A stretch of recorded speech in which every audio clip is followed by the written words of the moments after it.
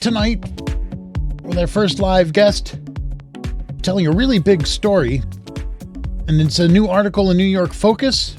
It's part of our regular check-ins with New York Focus. Article's called How Unelected Local Officials Dole Out Wind and Solar Tax Breaks.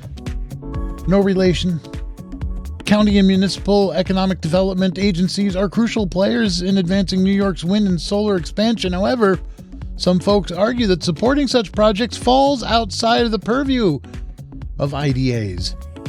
When confronted with the prospect of New York's largest planned wind farm entering their community, lawyer and farmer Ginger Schroeder challenged her local industrial development agency by becoming a member of it. New York Focus reporter Julia Rock interviewed Ginger to explore the impact of industrial development agencies on the solar build-outs. And she joins us live on the phone right now. Welcome to the program, Julia.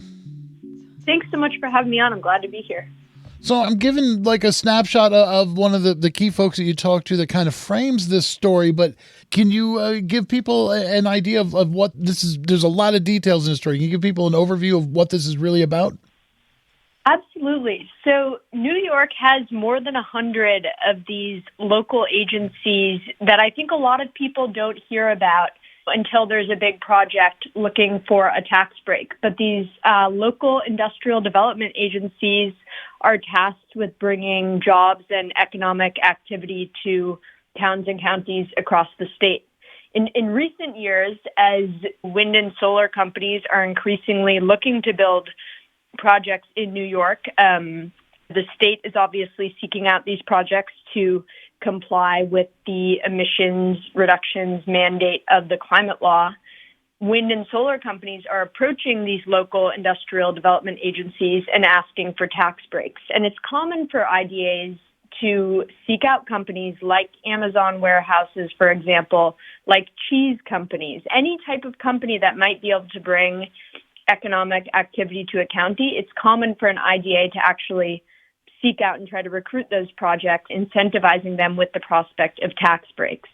But in the case of wind and solar, not every industrial development agency sees it as a desirable type of economic activity to try to incentivize with tax breaks. And some IDAs have actually said, we're not willing to give property tax breaks at all to renewables.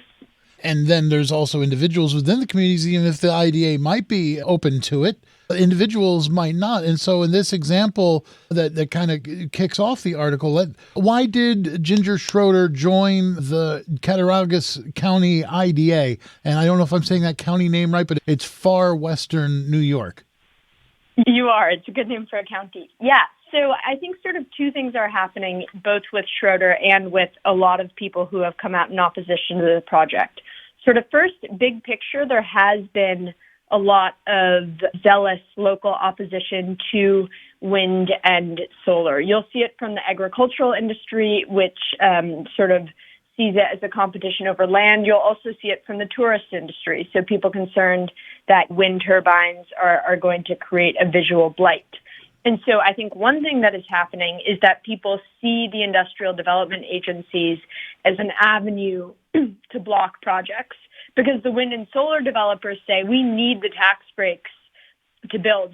This is never going to be a viable project if we have to pay full property taxes. So local opponents will say, fine, if I can convince the IDA not to offer a property tax break, that's the way to kill the project. I think the second thing, you're seeing is that people do just in general have an opposition to giving big corporations property tax breaks, especially when they feel like I have to pay my property taxes.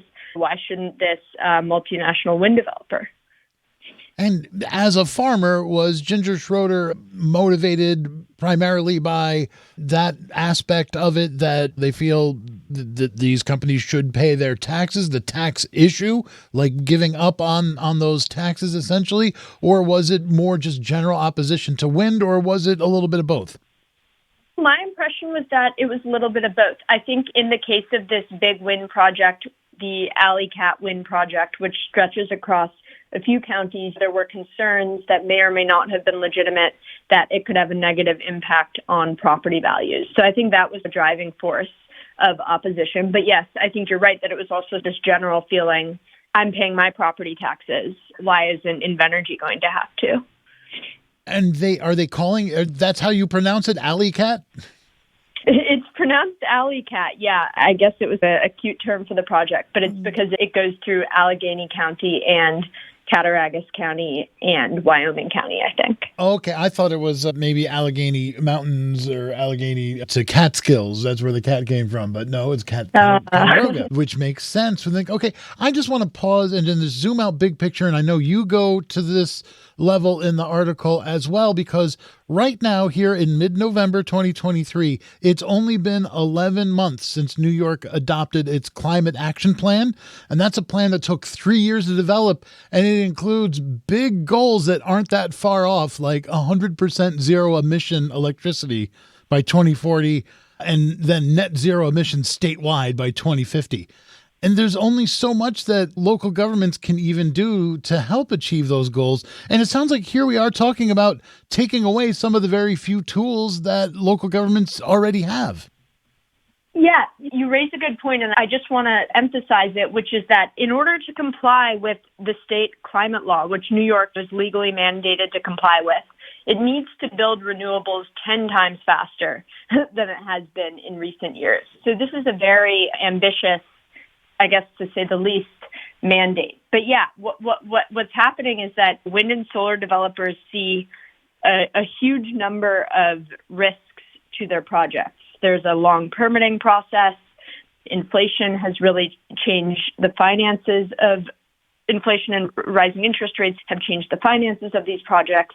And one thing that they're running up against quite a bit is local opposition. So I think there's a concern that if different industrial development agencies and more broadly different counties are taking very different approaches to wind and solar, it can gum up the process because developers are going to have to do a lot of extra legwork that they're probably going to have to do anyways to figure out what places are more friendly to renewables, what places might be more hostile, how they can negotiate with these local agencies to come up with an agreement that makes the project feasible. Yeah, I'm actually scanning your article right now. I'm trying to find the term that I saw when you actually talk about, a primary risk to this is the opt-outs and differing approaches of different IDAs pose a primary risk to rapid wind and solar build-outs. Is that kind of what you were just describing for us?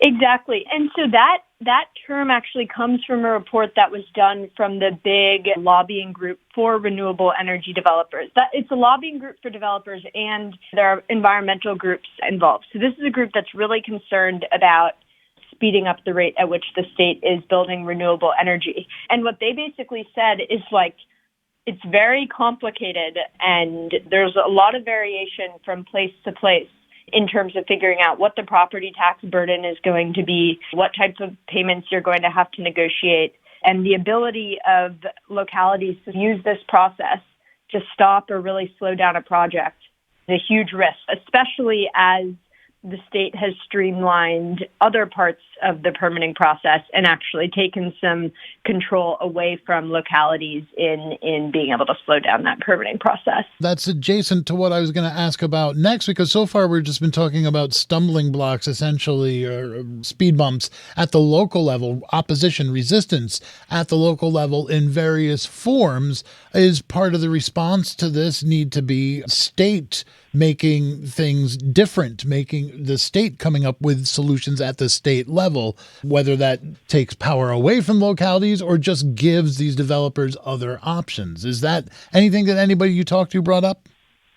Totally. That was actually a big theme in the story. And industrial development agencies have been under a lot of scrutiny that's honestly been mostly negative from the state in recent years for being somewhat unscrupulous in handing out tax breaks and not often having a lot to show for the incentives they're offering companies. So something that I heard from a number of people, primarily actually watchdogs for industrial development agencies, both within the government and nonprofit watchdogs, was we really should not be leaving these hugely important decisions about renewable energy development and project finances to IDAs. We should figure out how to set a standard system at the state level or just incentivize these projects properly at the state level so that they don't need to seek property tax abatements to be viable. It was a big theme for a number of reasons, both, again, because of concern about whether IDAs have been doing their jobs properly, but also generally concern about the urgency of this build-out,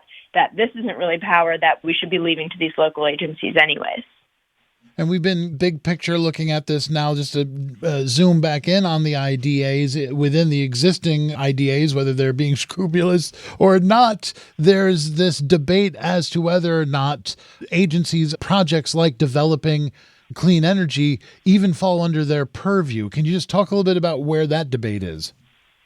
Yeah, this is a great point. So a few years ago, the state did change the enabling statute, so basically the law that creates IDAs, in order to include renewable energy development as one of sort of the appropriate missions of an IDA. And yet the IDAs also have this mandate to create jobs for the incentives that they're handing out. So it's often something that the state will criticize IDAs for, is giving out millions of dollars and only having a job or two to show for it. In the case of wind and solar, what state watchdogs have found is that there is very little permanent job creation from these projects. There are often a lot of construction jobs, but you don't need people on the ground often to maintain a wind or solar farm. And so I think there's this legitimate question, and the people in charge of these IDAs are in a bind where they're actually expected to have something to show in terms of permanent job creation for the tax breaks they're handing out. The state has said, we want you to be doing renewable energy development. So obviously there's this recognition that they might be handing out property tax incentives without getting jobs in exchange for them. But they're in a little bit of a bind because they are supposed to be creating these jobs. And with some of these developers coming from out of state, and then also the manufacturing behind the solar panels and the windmills possibly being out of state, it's understandable that somebody might look at those tax breaks and say that's essentially like taking local funds away twice. You're taking these funds away to go somewhere else, and nothing's coming back. No, that's a great point. And the last thing that's related is these are not typically projects that are providing power just to people locally. So it's a little bit tough to make the argument, we will build the wind farm and then your energy bills will get cheaper, because they build these projects and then plug them into the grid and they provide energy for people across the state. So you're certainly right to suggest this isn't really something where you're seeing a lot of local economic benefit. Again, it's hugely important, essential for the state's climate goals for combating climate change, but it's not really clear that IDAs are in the right position, at least under their current mandates, to be doing the promotion of this type of project. Having done all this research and looked at this, what is on the horizon here? Is this are these rumblings of IDAs not actually being made for this moment, of not having as much of a place in modern times as they might have had? Maybe it's signaling something about the nature of IDAs, or is this signaling that something else needs to be done to incentivize the development of renewables in New York State? Yeah, I think the thing that has been happening in recent years with renewable development in New York is the state is coming up against some of these barriers or obstacles that might have been a little bit unexpected and trying to address them. And so this is the type of issue where I have to imagine, if the state is serious about its climate goals, which at least some state agencies and many state lawmakers are, they're going to have to pay attention to this and figure out a way to streamline the process or provide some more certainty to developers, or perhaps give IDAs a little bit less discretion. So I'm definitely curious to see in the upcoming legislative session and from state regulators what they're thinking about this. Okay, Julie, is there anything else you want to share with folks before we go?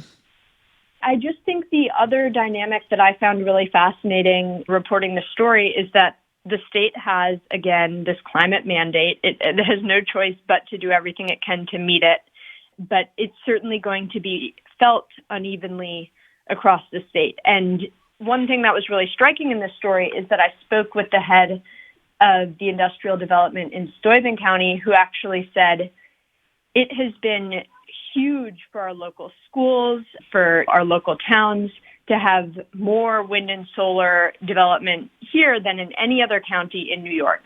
They have seen wind and solar as basically this huge injection of revenue into their tax bases, because what they have are wind and solar farms being built on land that previously was not producing very much revenue. So there have actually been a few towns in New York where property owners were able to stop paying property taxes almost altogether because of new revenue being brought in by wind and solar. So I think that while some places are seeing this as a tax giveaway, and it might be a tax giveaway because something else could be operating on the land that was producing more revenue, I think we're going to see that in other places, wind and solar are really sort of economic boons. We've been talking to New York Focus reporter Julia Rock. New York Focus is online at nysfocus.com. And Julia's article is called How Unelected Local Officials Dole Out Wind and Solar Tax Breaks. You can find this article from New York Focus on our website, wjffradio.org. Julia, thank you so much for going over all this with us. Yeah, it was great to join you. Thanks for having me.